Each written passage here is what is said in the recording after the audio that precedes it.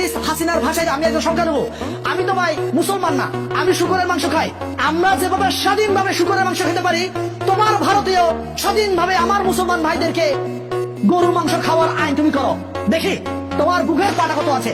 তুমি বলছো না অসাম্প্রদায়িক ভারত, আপনাদের পাটা সে চাকরানি ফ্যাসিস্ট হাসিনা নেই বলে আজকে আপনি বলছেন আমার বাংলাদেশে সাম্প্রদায়িক দাঙ্গা চলছে। ফ্যাসিস্ট হাসিনার ভাষায় যদি আমি একজন সংখ্যালঘু, আমি তো ভাই মুসলমান না, আমি শুকরের মাংস খাই। প্রকাশ্যে বলছি, সাংবাদিকদের সামনে আমি প্রকাশ্যে বলছি আমি তো শুকরের মাংস খাই। আমি শুকরের মাংস খাই বলে আমাকে তো কেউ লাঠি নিয়ে কেউ মারতে আসে না, আমার বাড়ি ঘর তো কেউ পুরাই দেয় না, আমাদের হিন্দু ভাইদের, খ্রিস্টান ভাইদের, বৌদ্ধ ভাইদের হিন্দু ঘর বাড়ি তো পুরাই দেয় না শুকরের মাংস খাই বলে।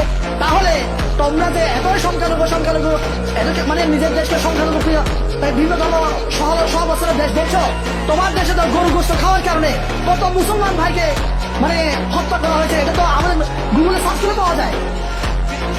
গরু গোস্ত খাওয়ার কারণে আপনি মুসলমান ভাইদের ঘর বাড়ি পুরাই দেন, রাস্তাঘাটে হেনস্থা করেন, এটা তো আমরা দেখছি প্রতিনিয়ত। আপনি বলবেন আমার বাংলাদেশে সম্প্রতি দাঙ্গা চলছে, এই ধরনের ভুল বার্তা, ভুল মেসেজ আপনার দিবেন আমাদের নামে যেভাবে প্রপাগান্ডা ছড়াচ্ছে। আমি মনে করেছিলাম কি ভারত আসলে সোজা হয়ে যাবে, কিন্তু ভারত সোজা হচ্ছে না। তবে তো সোজা হবে তাও আমার জানা যায়। এরা যে অঙ্কুশকে মানুষ করাইতে পারবো কিনা এটা আল্লাহ আছে না। যেমন সোজা হয় না, বাস যতক্ষণ ডুবে রাখি বাসের ভিতর, বাসের চোঙে যতক্ষণ রাখা হয় তখন সোজা থাকে। বাসের চোঙা যখন মানে চোঙা থেকে যখন বের করে ফেলা হয় আবার বাঁকা হয়ে যায়।